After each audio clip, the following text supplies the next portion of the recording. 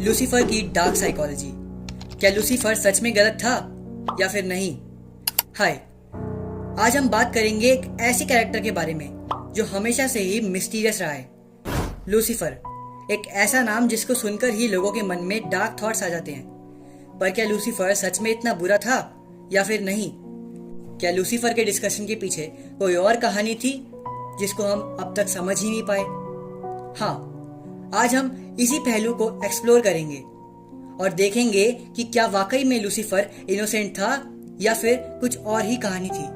तो जल्दी से अपनी कुर्सी की पेटियां बांध लो, क्योंकि आज की इस खतरनाक वीडियो में हम ये जानने वाले हैं कि क्या लूसीफर ने वाकई में डार्क साइकोलॉजी के दम पर पूरी दुनिया को मैनिपुलेट किया था या फिर नहीं।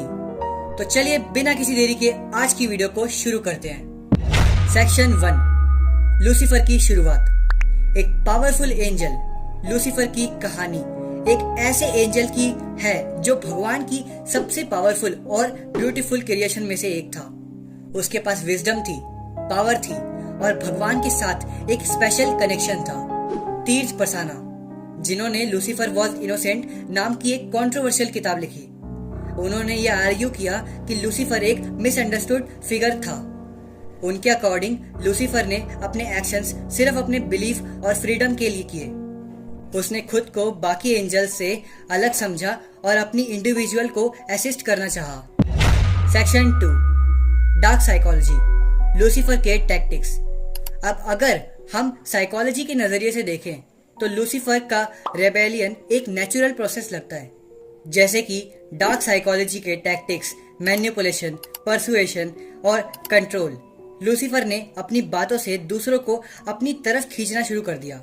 उसने अपने थॉट्स को दूसरों तक पहुंचाया और अपनी आइडियोलॉजी को एस्टैब्लिश किया।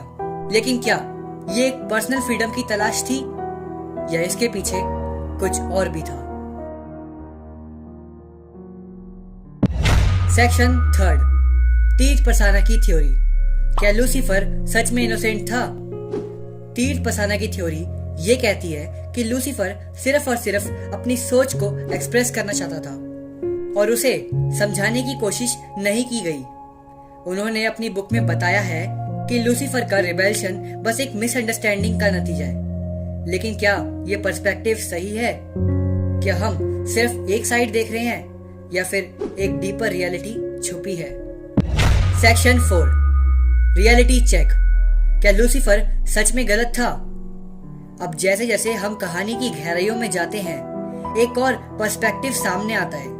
डार्क साइकोलॉजी के पॉइंट ऑफ व्यू से देखें तो लूसीफर के टैक्टिक्स और उसके रिबेल्शन सिर्फ अपनी बात को मनवाने के एक तरकीब थी। उसने अपने फॉलोअर्स को मैनिपुलेट किया, उन्हें अपने अगेंस्ट भगवान के खिलाफ खड़ा कर दिया। और ये सिर्फ उसने अपनी फ्रीडम के लिए नहीं किया, बल्कि अपनी ईगो और अपने पावर के लिए भी किया। यहाँ पर हम देखेंगे कि शायद लूसीफर के एक्शन उतने सेल्फलेस नहीं थे जितने पहले लगते थे। अब चलते हैं हमारे कंक्लूजन की तरफ। आखिर सच्चाई क्या है? दोस्तों, जब हम एक कहानी के दोनों पहलू को देखते हैं तो एक चीज क्लियर होती है कि लूसीफर के एक्शंस वाकई में कॉम्प्लेक्स थे।